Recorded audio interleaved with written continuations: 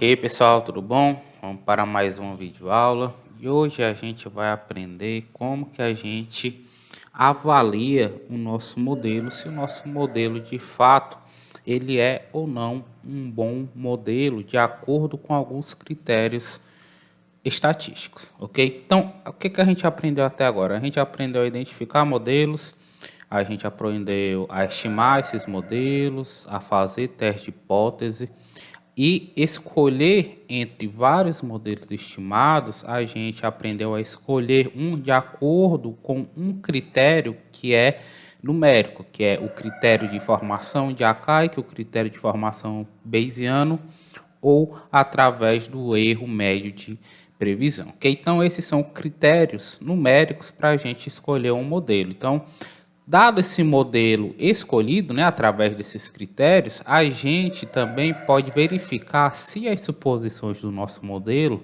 elas estão de fato sendo atendidas, tudo bem? Então, como é que a gente vai avaliar o modelo? Então, a gente tem uma variável resposta, uma série temporal, certo? Que segue um modelo ARIMA de ordem P, D e Q, ok? Aqui aquele nosso modelo na forma dos operadores de defasagem e a gente tem uma suposição aqui, ó, que o nosso A, aqui esse A, ele é um termo de ruído branco. Esse A aqui é equivalente ao termo de erro aleatório lá de regressão linear.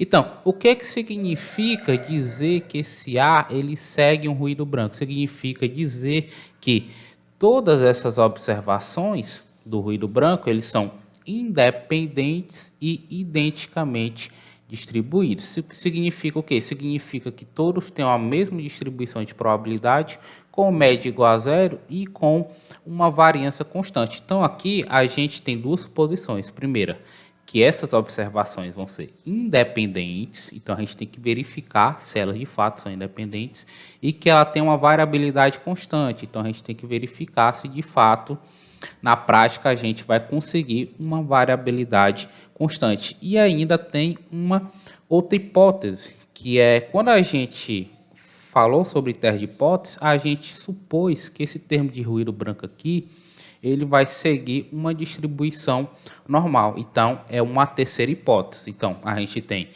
independência, a gente tem variância constante e a gente tem hipótese de normalidade. Então, a gente tem que testar aí essas três hipóteses. A gente tem que verificar se o modelo final que a gente escolheu, vamos supor que a gente escolheu um modelo de acordo com o critério de Akaic. Pronto, a gente estimou 5 modelos e a gente pegou ali o que tem o menor critério de Akaic, ok? Então, esse modelo que a gente escolheu, ele tem que ter resíduos, certos, que são independentes, que têm variância constante e que seguem uma distribuição normal, ok?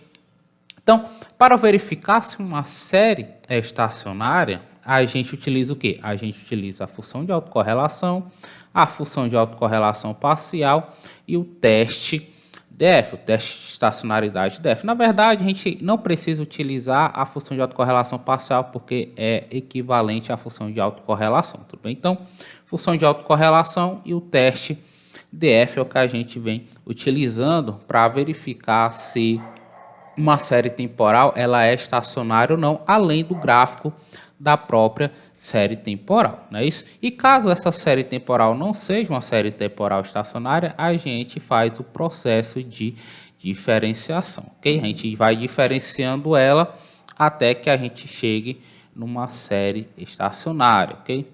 Dado a série estacionária, a gente identifica a ordem da média móvel através da função de autocorrelação e, dado a série estacionária, a gente identifica a ordem do processo autorregressivo através da função de autocorrelação parcial, ok? Então, como exemplo, vamos considerar aqui um modelo ARIMA, certo?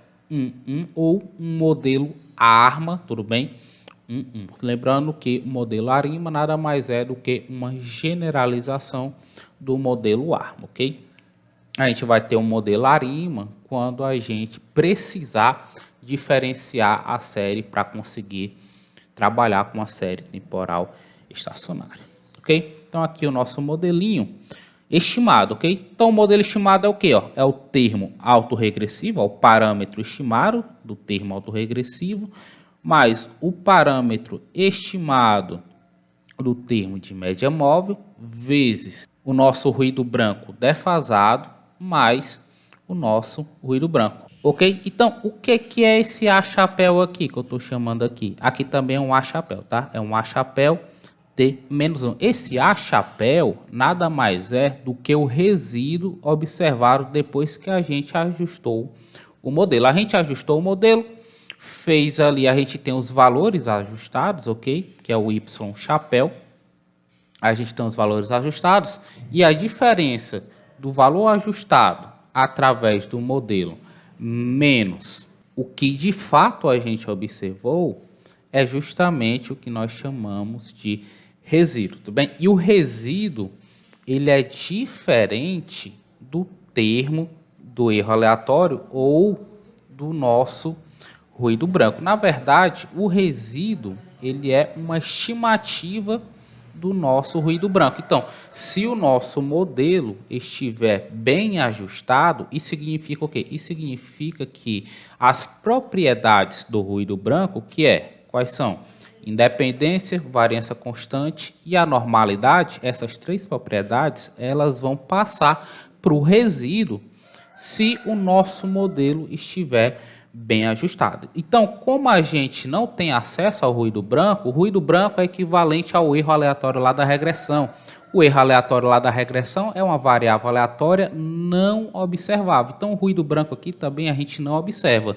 Então, a gente não consegue avaliar diretamente as propriedades no ruído branco. A gente não tem acesso ao ruído branco, mas a gente tem acesso ao resíduo. Então, o que a gente vai fazer? A gente vai pegar o resíduo e vai verificar se essas propriedades do ruído branco estão sendo atendidas pelo resíduo. Uma vez que, se o nosso modelo estiver bem ajustado, o resíduo vai herdar essas características do nosso termo de ruído branco. Tudo bem? Então, temos basicamente duas maneiras para a gente verificar todas essas propriedades. A primeira maneira é uma maneira gráfica, através da função de autocorrelação e função de autocorrelação parcial, e a outra maneira através dos testes de hipóteses, ok? Que é o que a gente vai ver mais a fundo aqui, ok? Então, a gente tem basicamente três testes de hipótese aqui, um teste de hipótese para cada suposição, ok? O teste de Box, Peirce e Young, que é um teste para verificar a independência. O teste de Sharpe-Bera, que é um teste para verificar a normalidade. E o teste do multiplicador de Lagrange, que vai ser o teste para a gente verificar se a variância é constante ou não, tudo bem? Então, eu vou passar rapidamente aqui, eu vou explicar o conceito de cada teste e depois a gente faz uma aplicação no R, tudo bem? Então, o teste de Box, Peirce e Young, ok? Então, o que é que a gente tem? A gente tem que a autocorrelação de ordem K, ou seja, a correlação entre o resíduo no tempo t e o resíduo no tempo t menos k, ou seja, o resíduo defasado em k períodos, essa correlação ela tem que ser o quê? Tem que ser igual a zero, porque a gente espera que os resíduos sejam independentes, tudo bem? Então, o que é que a gente vai testar aqui nesse teste? A gente vai testar se essas autocorrelações elas vão ser iguais a zero, ok? Então, a estatística de teste ela vai ser dada por isso aqui, como n, que multiplica n mais 2, somatório de k, um kzinho igual a 1 até um k maiúsculo, um k grande. Aqui é a estimativa da autocorrelação de késima ordem elevado ao quadrado dividido por n menos k, onde esse n aqui é igual ao quê? É igual ao tamanho da nossa amostra ou tamanho da nossa série temporal menos d. Quem que é d aqui? D é o número de diferenças que a gente deu na série temporal para ela se tornar uma série temporal estacionária, tudo bem? Então, quais são as hipóteses aqui nesse teste de hipótese? A hipótese H0 é a hipótese de independência. Sobre a hipótese H0, essa estatística de teste aqui, ó, tem uma distribuição aqui quadrada com K menos P menos Q graus de liberdade, ok? Quem é K aqui? Esse Kzão nada mais é o número de autocorrelações que a gente vai testar, ok? Então, a gente vai escolher aqui uma certa quantidade de autocorrelações que a gente vai testar, que vai ser justamente esse K aqui. P, a ordem do processo autorregressivo, Q, a ordem do processo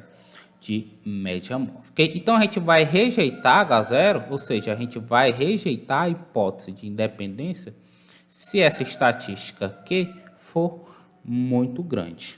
Tudo bem? Então, esse vai ser o teste de Box, Peirce e Junk. Ok? Então, não vou entrar muito em detalhes, né? A gente vai mais ver uma parte prática disso, mas a título de curiosidade, aqui, essa aqui é a estatística de teste. E a gente está testando aqui independência, certo? A nossa hipótese nula é de que os resíduos são independentes. E a hipótese alternativa, né? A nossa hipótese H1 é que os resíduos não são independentes, que essas correlações vão ser diferentes de zero. Então, teste de independência. Um segundo teste é o teste de Jarque-Bera, que é um teste utilizado para a gente verificar, para a gente testar a hipótese de normalidade. Okay? Então, como é que a gente testa a hipótese de normalidade? A normalidade tem duas características que são bem marcantes dela. A primeira é que a assimetria dela é igual a zero, ou seja, a distribuição normal ela é uma distribuição simétrica e a curtose dela, o achatamento da curva da distribuição normal, ela é igual a 3. Ou seja, a gente tem duas propriedades que é em relação aos momentos da distribuição normal. A assimetria, que é o momento de terceira ordem, que é igual a zero, ela é uma distribuição simétrica, e o achatamento, que é o momento de ordem 4 da distribuição normal, é igual a 3. Então, a gente vai utilizar essas duas propriedades para testar se os resíduos são ou não, seguem ou não uma distribuição normal, tudo bem? Então, supondo um modelo autorregressivo de primeira ordem, certo? Esse daqui é o modelo estimado, 0,7 é o parâmetro autorregressivo de primeira ordem, vezes a série defasada em um período, mais o termo de resíduo, ok? Então, o resíduo, se ele possuir uma distribuição normal, a assimetria dele vai ser igual a zero, ou seja, o terceiro momento do resíduo vai ser igual a zero e a curtose dele vai ser igual a 3, tudo bem? Se ele de fato seguir uma distribuição normal. Então, no teste de Jarque-Bera, a hipótese nula vai ser o quê? Vai ser que o terceiro momento é igual a zero e o quarto momento, que é a curtose, vai ser igual a 3. E a hipótese alternativa é que pelo menos um dessas duas características não estão sendo atendidas.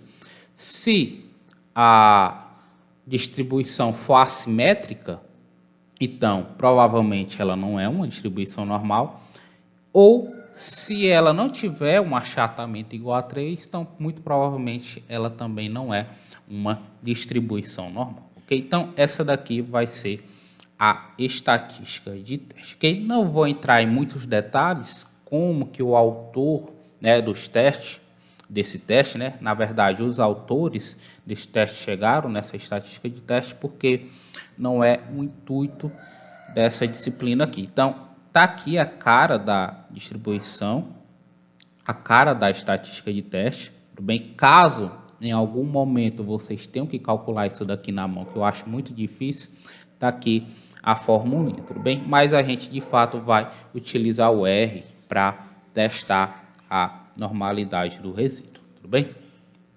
Então, o T aqui na nossa fórmula, logicamente, é o tamanho da nossa série temporal. E sobre a hipótese nula, a estatística de teste vai seguir uma distribuição Q quadrada com 2 graus de liberdade. Então, a gente vai comparar essa estatística de teste aqui com o quantio de uma distribuição Q quadrada com 2 graus de liberdade, ou simplesmente a gente vai olhar para o p-valor da estatística de teste, tudo bem?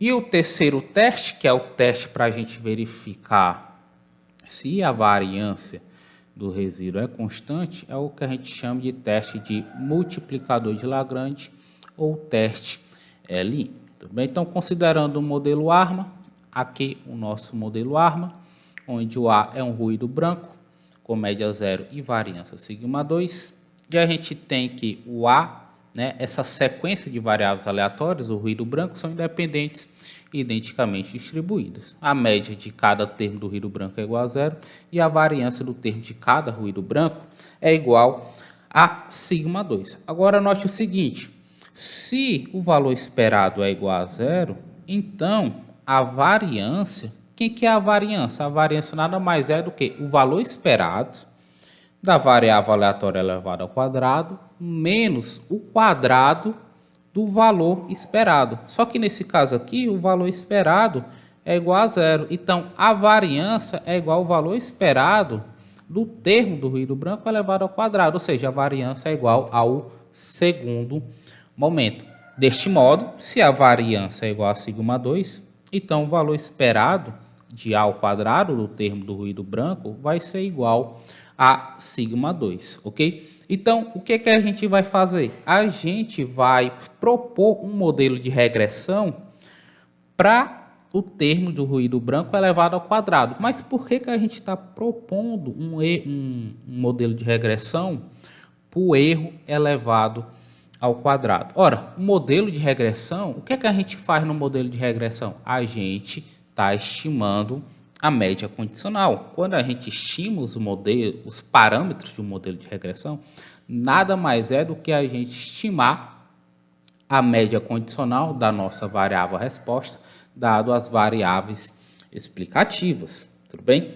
Então, na hora que eu coloco aqui, ó, um modelo de regressão onde eu pego o termo de ruído branco elevado ao quadrado em função, ok? Em função dos seus valores elevado ao quadrado defasado, isso daqui nada mais é do que um modelo de regressão, onde aqui no finalzinho eu vou ter um outro termo de erro que vai seguir um ruído branco com uma variância que eu vou chamar aqui de delta ao quadrado. Ok? Você pode olhar isso daqui como um modelo de regressão, ou você pode olhar isso daqui também como um modelo autorregressivo de ordem m para o termo do ruído branco elevado ao quadrado, tudo bem? Prefiro olhar isso aqui como um modelo de regressão, tudo bem? Então, olha só, o que acontece aqui? O valor esperado de A elevado ao quadrado vai ser o quê? O valor esperado desse termo aqui, ok? E desse termo esse novo termo de ruído branco. E esse novo termo de ruído branco tem média igual a zero. Então, o valor esperado de A ao quadrado vai ser nada mais do que essa combinação linear aqui. Ou seja, o valor esperado de A ao quadrado vai ser igual a uma combinação linear dos termos defasados do ruído branco elevado ao quadrado, ok? Então, se esses parâmetros aqui, ó, beta 1, beta 2 até beta m forem iguais a zero, isso significa o quê? Isso significa que esse valor esperado vai ser igual a um beta zero, que nada mais é do que uma constante. Então, o que é que a gente tem que testar aqui? A gente tem que testar se o beta 1, beta 2 até o beta m, esses parâmetros são iguais a zero. E qual a hipótese alternativa? A hipótese alternativa é que pelo menos um desses parâmetros é diferente de zero. Bem, então esse aqui nada mais é do que a análise de variância que vocês viram lá no modelo de regressão, na disciplina de regressão. Então, estou testando se o beta 1, esses parâmetros que estão junto com as defasagens do termo de ruído branco elevado ao quadrado, se esses parâmetros são iguais a zero. Porque se esses parâmetros são iguais a zero, então a gente tem que o valor esperado de A ao quadrado é uma constante. Tudo bem? Então, esse é o teste do multiplicador de Lagrange. Estatística de teste vai ser T, tamanho da nossa série temporal, vezes o R2. Quem é esse R2? O R2 é o coeficiente de determinação da nossa regressão. Ok? Então, sobre a hipótese nula, qual a hipótese nula? A hipótese nula é que esses parâmetros aqui são iguais a zero, consequentemente, a variância ou o valor esperado do termo de ruído branco elevado ao quadrado é uma constante, ou seja, a variância do termo de ruído branco é uma constante. Então, sobre a hipótese nula, a estatística de teste vai seguir uma distribuição Q quadrada com m graus de liberdade, tudo bem? Então, essa é a parte teórica, certo, dos testes. Então, vamos abrir aqui o R e ver a prática dessa teoria. Com o R aberto aqui, eu vou utilizar a base de dados do índice de custo de vida, que foi a base que vocês utilizaram para fazer a última atividade que eu mandei para vocês, tudo bem? Então, aqui eu tenho o caminho onde a minha base está aqui no meu computador. Vou ler aqui a minha base de dados.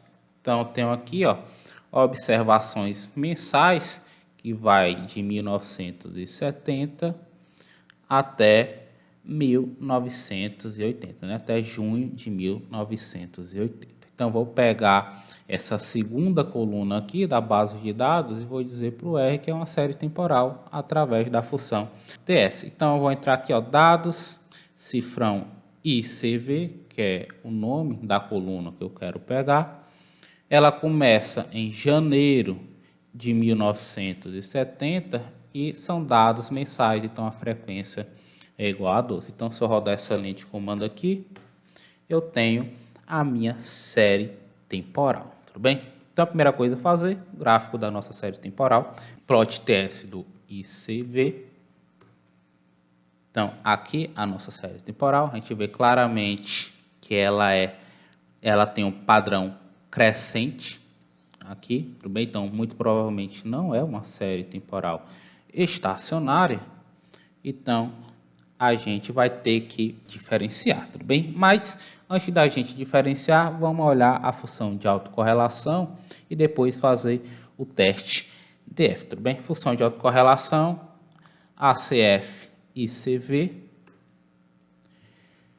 Então a gente olha aqui, ó, que ela tem um decaimento até rápido, ok? Para zero, mas não é rápido o suficiente. A gente vê aqui, ó, antes de chegar aqui nas últimas correlações, ela ainda permanece alta. Então, pode ser até que ela tenha um decaimento rápido, mas não é rápido o suficiente, tudo bem?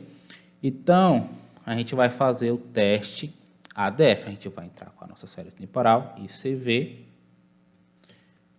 E o tipo de teste vai ser igual a um teste com, eu vou botar aqui, constante e uma tendência determinística, porque é o índice de custo de vida, pessoal. Então, à medida que o tempo passa, sempre vai aumentar o nosso custo de vida, porque as coisas vão ficando mais caras e tal, e a gente vai, essa tendência vai ser sempre crescente, então ela vai se manter a longuíssimo prazo. Então, o teste com tendência e constante. Então, rodando aqui o teste, né? Na verdade, vou carregar aqui o pacote.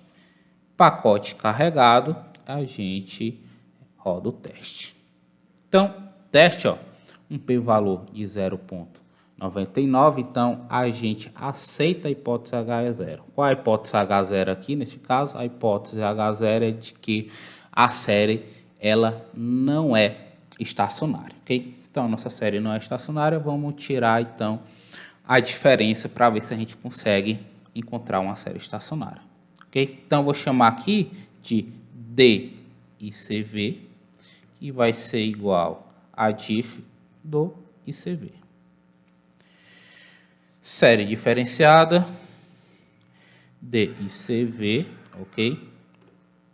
Gráfico da nossa série, olha só. Ela estabilizou aqui, ó, até mais ou menos a metade, ok? Um pouco mais da metade da série. E no finalzinho aqui, ó, ela começa a crescer novamente. Então, essa série provavelmente não vai ser uma série estacionária. Fazendo aqui o gráfico de autocorrelação, D e CV. Olha só, a gente tem sim um decaimento rápido, olha só, mas aqui no finalzinho ainda permanece, ó, permanece algumas autocorrelações que são diferentes de zero, ok? Vamos fazer o teste DF só para desencargo de consciência, DICV. Pronto, olha só, teste de Dickey-Fuller, um p-valor de 0,81, então a gente aceita a nossa hipótese nula. Qual é a hipótese nula? Hipótese de que a série temporal ela não é estacionária, ok? Então o que é que a gente precisa fazer? A gente precisa diferenciar novamente, a gente tem que diferenciar até encontrar uma série que seja estacionária. Então o que é que eu vou fazer? Eu vou repetir esse processo aqui, o processo de diferenciação. Então, diferenciando a série pela segunda vez, eu vou chamar ela de D2ICV, ok? Então, vai ser o diff da série diferenciada, ou seja, o diff do DICV, ok? Então, rodando aqui essas linhas de comandos, série diferenciada pela segunda vez, o plot da série diferenciada, agora olha só, ela parece que está se desenvolvendo em torno de uma constante igual a zero. Qual que é o problema aqui? O problema é que ela vem aqui com uma certa variabilidade, olha só, certa variabilidade, e essa variabilidade ela vem crescendo até que no finalzinho, ó, ela tem uma variabilidade muito maior. Então, o que é que eu posso tirar disso daqui? Eu posso tirar que, muito provavelmente, quando a gente rodar os nossos modelos, a gente não vai ter variância constante. Na hora que a gente for verificar a variância dos resíduos, muito provavelmente a gente vai chegar à conclusão que a gente não tem uma variabilidade constante. E isso vai ser um problema, tudo bem? Então a gente vai ver aqui se a gente vai chegar ou não a essa conclusão, tudo bem? Fazendo aqui a função de autocorrelação da nossa série diferenciada pela segunda vez, olha só, a gente tem aqui um padrão muito melhor já com um decaimento bem rápido para zero, ok? E agora vamos fazer o teste de Dickey-Fuller. Teste de Dickey-Fuller, olha só, p-valor muito pequeno. Se a gente pegar o nível de significância de 5%, a gente rejeita a nossa hipótese H0, ou seja, a nossa série vai ser uma série diferenciada, ok? Então a gente precisou de duas diferenças para chegar num processo estacionário, tudo bem? Então aqui a gente vai ver aqui a função de autocorrelação parcial e tentar identificar alguns modelos, tudo bem? Então, função de autocorrelação parcial de D2 e CV. Olha só, função de autocorrelação parcial, tudo bem? Então, pela função de autocorrelação parcial, a gente vai identificar o quê? A gente vai identificar a ordem do processo autorregressivo. Então, a gente tem o que aqui, ó? A gente tem a primeira autocorrelação parcial e a segunda autocorrelação parcial, tudo bem? Então, a gente vai pegar aqui um modelo autorregressivo de primeira ordem, né? Alguns modelos. Modelo autorregressivo de primeira ordem e um modelo autorregressivo de segunda ordem. Através da função de autocorrelação, a gente identifica o processo de média móvel. Então, a gente sabe que essa primeira aqui é sempre a autocorrelação de ordem zero. Então, a gente começa a contar a partir do segundo tracinho aqui, ou seja, a primeira autocorrelação e a segunda autocorrelação. Então, um processo de média móvel de primeira ordem ou um processo de média móvel de segunda ordem, tudo bem? Então, um MA1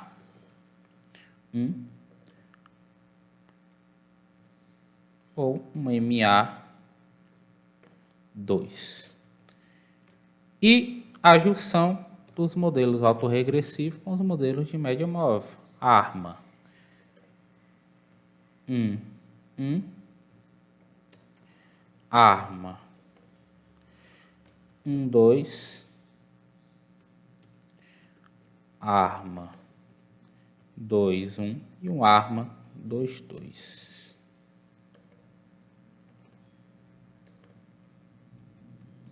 Ok? Então, a gente tem aí 8 modelos, é isso? Então, vamos lá. A gente tem 8 modelos e vamos estimar os 8 modelos, tudo bem? Vamos fazer aqui um processo completinho, analisando essa série temporal, tudo bem? Então, vamos lá fazer a estimação dos modelos, né? Vou precisar aqui do pacote forecast, e se a gente for fazer algum tipo de teste de hipótese, a gente precisa do pacote LM teste, tudo bem? Então, vamos lá. O modelo 1, vou chamar de mod, tudo bem? Mod 1 vai ser o quê? A função arima. A gente vai entrar com a série original, ICV, vírgula, a ordem do processo que a gente identificou, certo? Então, vai ser o quê? Vamos primeiro começar com um processo autorregressivo de primeira ordem. Então, vai ser 1, vírgula. Quantas diferenças a gente precisa fazer para a série ficar estacionária? 2. Então, aqui eu vou entrar com o parâmetro 2.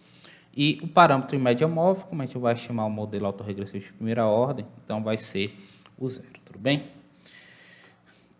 O segundo modelo vai ser o modelo autorregressivo de segunda ordem, vou chamar de mod 2.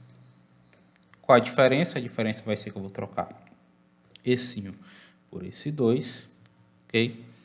O terceiro modelo vai ser o modelo de média móvel de primeira ordem. Então, aqui ó, no termo autorregressivo vai ser igual a 0, e aqui no termo de média móvel igual a 1. Pronto, então está aqui todos os nossos modelos, tudo bem? Então, só a gente rodar essas linhas e a gente vai ter estimado nosso modelo autorregressivo de primeira ordem, de segunda ordem, modelo de média móvel de primeira ordem e de segunda ordem, modelo ARMA 1.1, modelo ARMA 1.2, modelo ARMA 2.1 e o modelo ARMA 2.2, tudo bem? Então, vou rodar aqui essas linhas de comando e se a gente chamar qualquer um desses modelos aqui, a gente vai ter a estimação dos parâmetros. Então, pegando aqui, né, o último modelo, que é o modelo ARMA 2.2, então a gente vai ter aqui, ó, primeiro termo autorregressivo, segundo termo autorregressivo, o primeiro termo de média móvel e o segundo termo de média móvel. Aqui a estimativa de sigma 2, a log verossimilhança e o AIC, tudo bem? Então, vamos fazer o seguinte, vamos escolher um modelo através do critério de informação de ACAIC. Então, a gente vai pegar aqui, mod 1, cifrão AIC. E a gente vai fazer isso para todos os modelos. Então, aqui calculando o AIC para cada um, do modelo 1, modelo 2, modelo 3, modelo 4, modelo 5, 6, 7 e 8, ok? Então, qual vai ser o melhor modelo? Vai ser o modelo com o menor AIC. Então, aqui a gente tem aqui ó, 877, 74, 70, 69, 69, 70, 71 e 72. Então, a gente tem aqui o modelo 4 e o modelo 5 com 869, sendo que o modelo 5 ó, tem 869,45. Então, de acordo com o critério de informação de ACAIC, o melhor modelo é o modelo 5, certo? Então, vou botar aqui, ó, melhor modelo pelo AIC é o quinto, certo? Quinto modelo. E a gente vai fazer agora a mesma coisa com o critério de informação Bayesiano. Então, a gente vai entrar aqui ó, com a função AIC, a gente vai entrar com o modelo mod 1 e a gente vai entrar com o parâmetro K igual que ao log do número de observações que eu tenho, ok? Então, a gente vai pegar aqui, ó, de dados, ok? Que é justamente o número de observações que tem na nossa base de dados, que é igual a 126, ok? Então, vamos lá fazer isso para cada modelo. Rodando aqui. Então, vamos lá. De acordo com o critério de formação Bayesiano, qual vai ser o melhor modelo? Primeiro modelo tem 883, o segundo 883, o terceiro 76, o quarto 78, o quinto 77, o sexto 82, o sétimo 82 e o oitavo 86. Então, o menor é o terceiro modelo com 876. Então, de acordo com o critério de formação Bayesiano, o melhor modelo é o modelo 3, ok?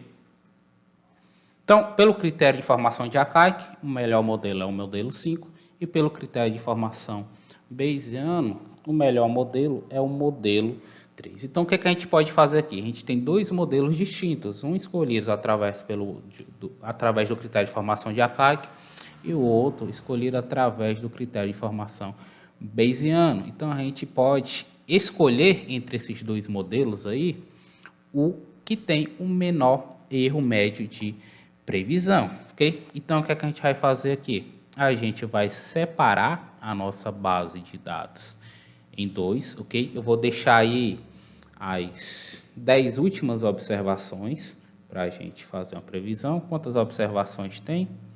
A gente tem 126 observações, não é isso? Olhando aqui, ó, 126 observações. Então, eu vou pegar aqui, ó, eu vou chamar aqui de ICV2, ok? ICV2 vai ser o ICV, que vai da primeira observação até a observação 116, tudo bem? Então, a gente aí deixou 10 observações para fazer previsões e comparar com o que a gente observou, tudo bem? Então, aqui, ó, o que a gente vai fazer? A gente vai reestimar o modelo 5 e o modelo 6, utilizando esse ICV2, certo? Que é uma base menor do que a nossa base original, e depois fazer as previsões e calcular o erro médio de previsões, tanto para o modelo 5 quanto para o modelo 3, tudo bem? O modelo 3 é o quê? O modelo 3 é um modelo de média móvel de primeira ordem. Então, vou botar aqui, ó. Modelo 3 vai ser o quê? Uma ARIMA. Agora, esse ICV aqui vai ser o ICV2, certo? Que é a nossa base de dados dividida. E aqui a ordem vai permanecer aqui. Lembrando aqui, ó, duas diferenças para a série ficar, para a série ser uma série estacionária, tudo bem? Então, vamos lá. Modelo 3. Então, aqui a gente estimou, certo? Tem a estimação dos parâmetros. Então, o que a gente tem que fazer? A gente tem que fazer as previsões, que vai ser o quê? Vou botar aqui, Prev 3, certo? Que as previsões do modelo 3 vai ser o quê? Vai ser o forecast. A gente vai entrar com o modelo 3, tudo bem? E o H igual a 10. Então, se a gente pegar aqui, ó, Prev, então a gente tem aqui as nossas previsões, tudo bem? Ok, calculadas as previsões, vamos tirar o erro de previsão média, ok? Então, eu vou chamar aqui de erro médio de previsão 3, porque é do modelo 3, tudo bem? Então, vai ser o quê?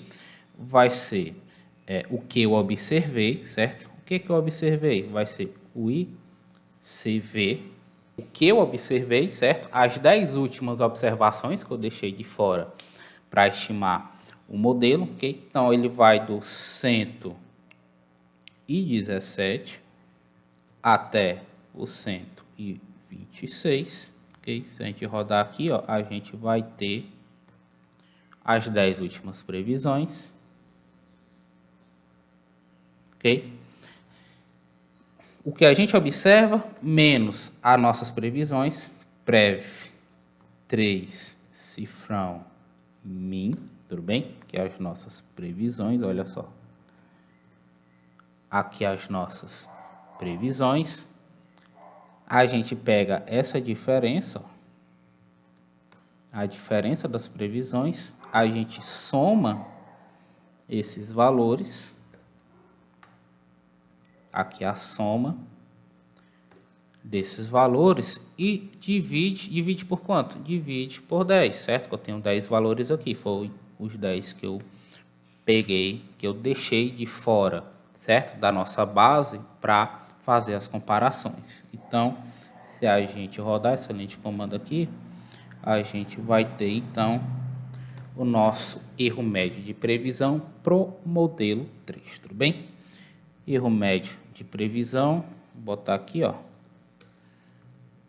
modelo 3. E a gente vai repetir todo esse processo aqui, agora para o modelo 5.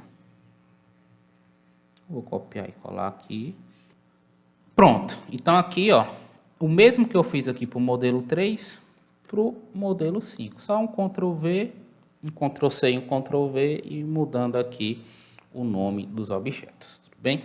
Então, rodando aqui essas linhas de comando e o EP5 aqui, ó, o erro médio de previsão para o modelo 5, ó, é de 122 e o erro médio de previsão para o modelo 3 é de 121. Então, o modelo que tem o menor erro de previsão vai ser o modelo 3, ok? Então, pelo critério de informação A e C, a gente escolheu o modelo 5.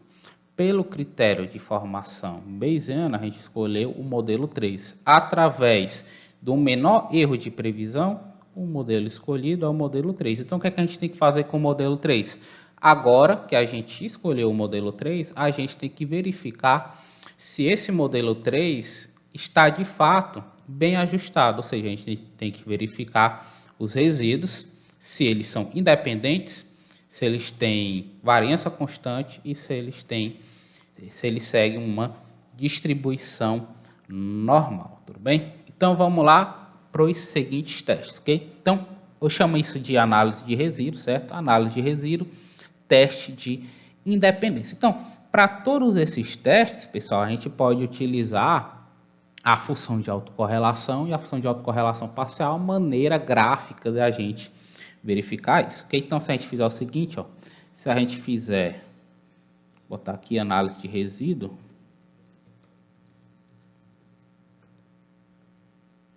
gráficos,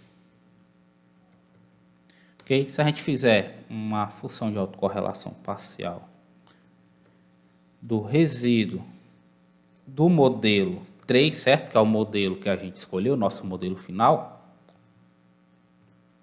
O que a gente tem aqui, ó? O que é a função de autocorrelação? Ele calcula as autocorrelações do resíduo, tudo bem? E a gente pegou resíduo através da função resíduo. Resíduo do modelo 3, ele está pegando os resíduos, tudo bem? Então, o que é que a gente quer? A gente quer que, nesse gráfico aqui, nenhuma barrinha, o que é que cada barrinha dessa representa? Cada barrinha dessa representa as autocorrelações. Então, se a gente quer que os resíduos sejam independentes, então todas essas barrinhas têm que estar dentro dessas bandas de confiança aqui, tudo bem? Pode ter uma ou duas fora, não tem problema, mas a grande maioria tem que estar dentro das bandas de confiança, que é justamente o que a gente vê aqui, ó. A gente vê que todos estão dentro da banda de confiança, ou seja, todas essas autocorrelações aqui são estatisticamente iguais a zero, com exceção dessa daqui, certo? Apenas uma está fora da banda de confiança, a gente não conta com a primeira aqui, porque é a autocorrelação de ordem zero, ok? Então, pelo gráfico, certo? Pelo gráfico, parece que a questão da independência está ok. Eu vou botar até aqui um comentário, ó. Independência. Para verificar a independência, função de autocorrelação, ok? Agora, para verificar a variabilidade e também a independência, a gente pode fazer o plot, certo? O plot dos resíduos. Plot dos resíduos. Então, o que acontece? Se ele se desenvolver de acordo com uma série estacionária, então a gente tem independência, certo? Agora ele tem que ter uma variabilidade constante e a gente não verifica aqui, ó. A gente vê aqui, ó. Aqui tem uma variabilidade um pouco homogênea, aqui já muda, ó. Tem uma variabilidade maior e aqui a variabilidade maior ainda. Então, pela análise gráfica, a gente verifica aqui que a hipótese de variância constante, ela não está sendo atendida, tudo bem? Então, através do gráfico dos resíduos, a gente pode verificar a variabilidade,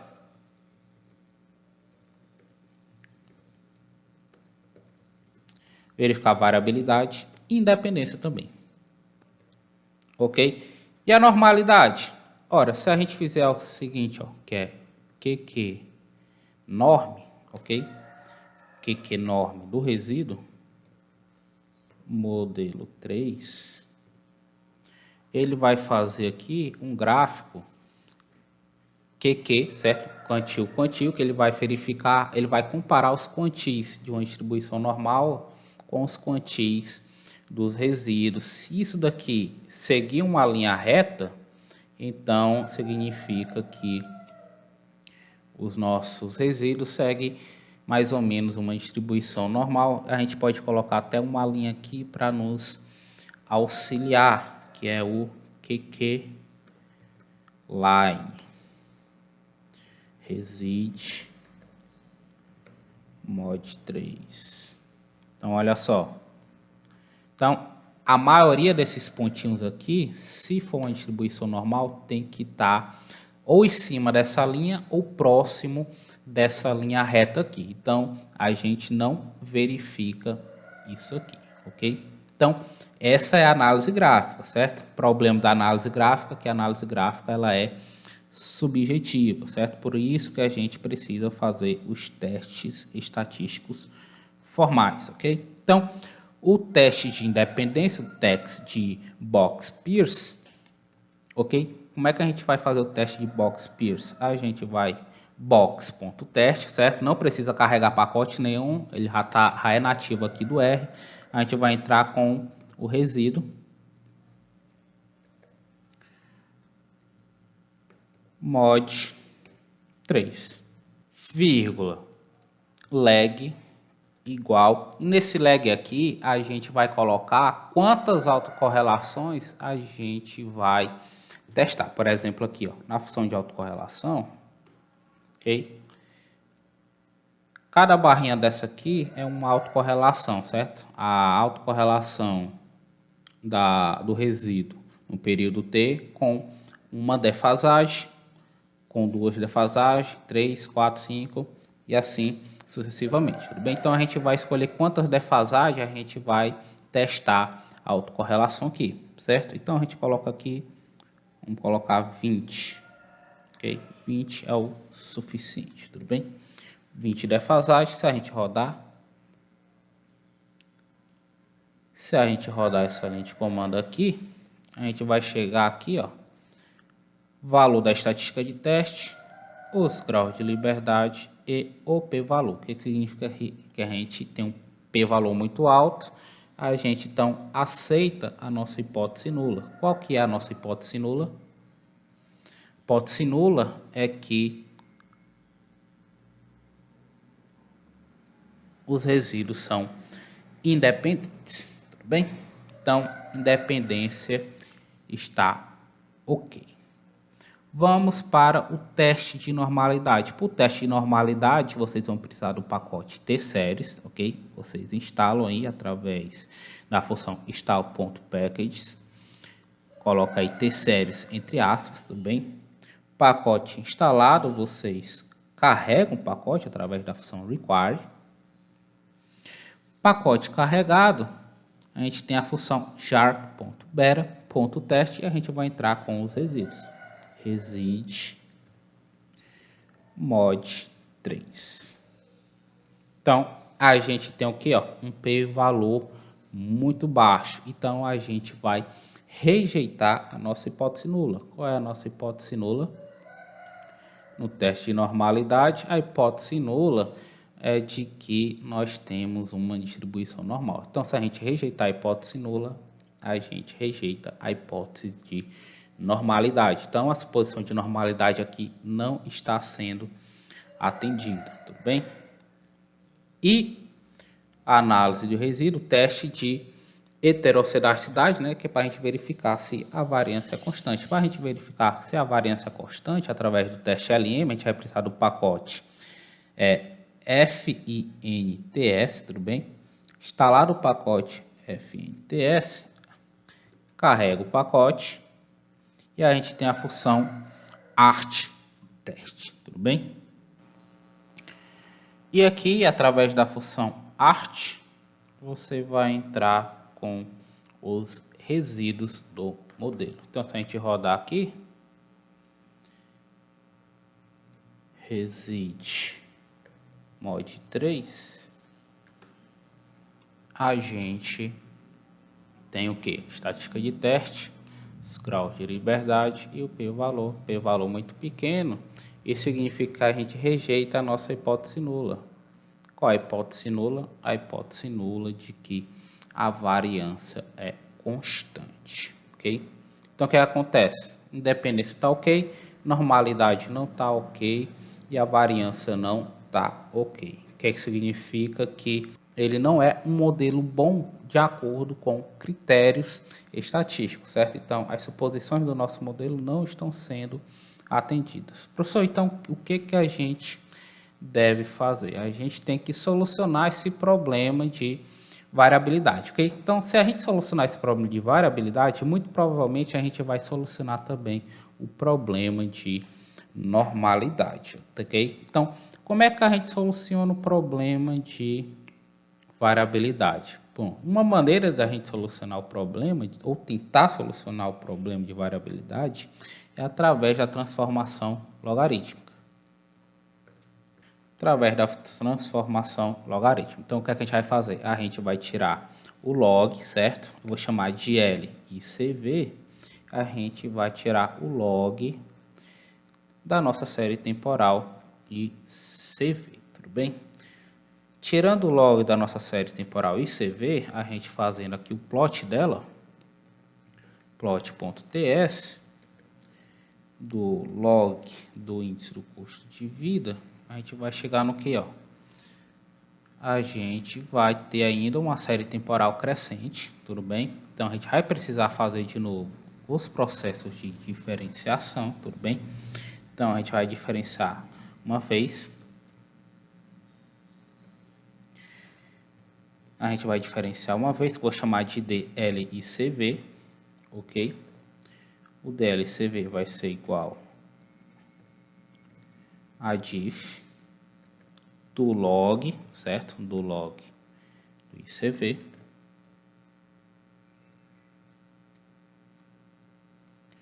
Ok? Vou fazer aqui o plot de novo, plot.ts, DLICV.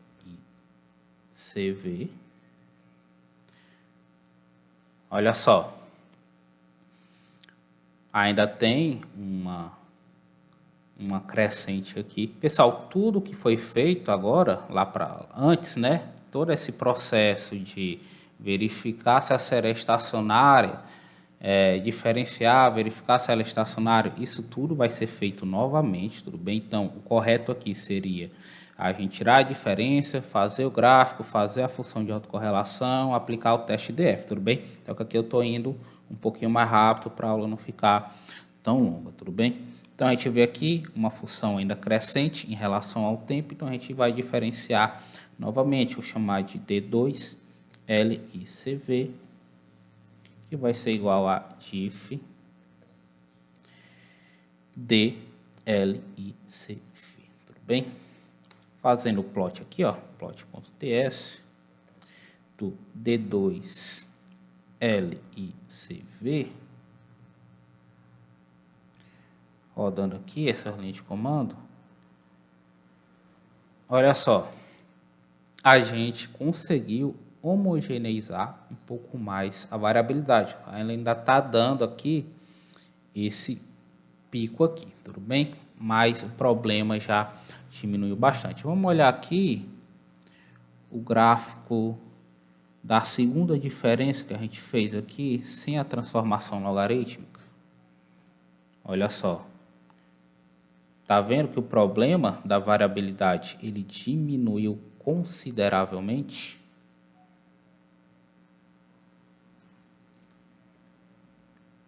Em comparação ao que a gente tinha antes, ó.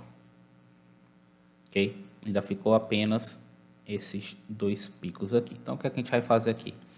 Eu vou rodar novamente o modelo 3, ok? Vou rodar novamente o modelo 3, que é o modelo de média móvel de primeira ordem. Vou chamar aqui mod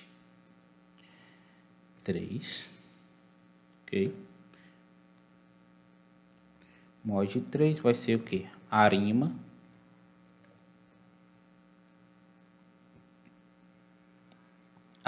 Aí eu vou entrar com a série, com a transformação, tudo bem? A transformação logaritmo, L e CV, vírgula,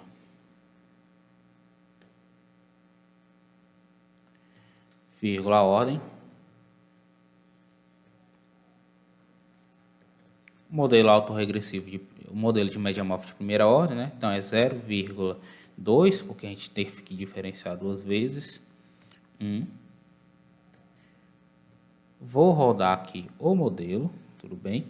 E agora a gente tem uma estimativa agora com a transformação logarítmica, ok? Então o que é que eu vou fazer? Eu vou repetir essa análise de resíduo aqui, tudo bem? Então vou fazer o que? O teste de independência, box.teste. Box.teste vou entrar com resíduo, reside do modelo 3. O lag igual a 20. Ok? Então a gente aceita H0. H0 aqui é a hipótese de independência, então os resíduos são independentes. Vou fazer aqui o teste de normalidade. Jark.bera.teste. Vou entrar com resíduo do modelo 3. Tá aqui. Ok? Então a gente ainda continua rejeitando a hipótese de normalidade. E vamos fazer aqui novamente o teste de LM. Art teste. A gente vai entrar com os resíduos. Reside modelo 3. Mod 3. Então, a gente aceita a hipótese H0, ou seja, a hipótese de que a variância é constante, tudo bem? Então, a gente tem a hipótese de independência, tem a hipótese de variância constante, mas não tem a hipótese de normalidade, pessoal. Das três hipóteses, certo? A menos importante, entre muitas aspas, é a hipótese de normalidade. Por que que ela é a menos importante? Porque, no final das contas, a gente pode recorrer à teoria assintótica. O que que é a teoria assintótica? A teoria assintótica diz o seguinte, que os estimadores dos parâmetros, que a hipótese de normalidade, ela é pro teste de hipótese dos nossos parâmetros, tudo bem? Para testar se o parâmetro autorregressivo é ou não igual a zero e os parâmetros de média móveis são ou não iguais a zero. Okay? Então, para fazer essas hipóteses, para testar essas hipóteses, a gente precisa da suposição de normalidade. Mas na teoria assintótica diz o seguinte, se a gente tem uma amostra grande, suficientemente grande, os estimadores desses parâmetros vão seguir uma distribuição normal. ok? Então, a hipótese de normalidade, caso ela não esteja sendo atendida, que é o nosso caso aqui, certo? A gente conseguiu independência e conseguiu a variabilidade constante depois que a gente aplicou a transformação logarítmica, ok? Então, faltou a normalidade. A gente pode tentar ajustar ou fazer outros tipos de transformação ou tentar outros modelos, certo? A gente ajustou aqui 8 modelos. A gente pode testar outro, né? Fazer o teste de resíduos nesses modelos, pode ser que a gente consiga que essas 3 hipóteses estejam sendo atendidas nesses outros modelos, tudo bem? Mas, a princípio, os mais importantes são a hipótese de dependência e a hipótese de variabilidade constante, porque na normalidade, no último caso, a gente pode considerar a teoria assintótica. Tudo bem, pessoal? Então, é isso, gente. Um bom estudo a todos e até a próxima aula.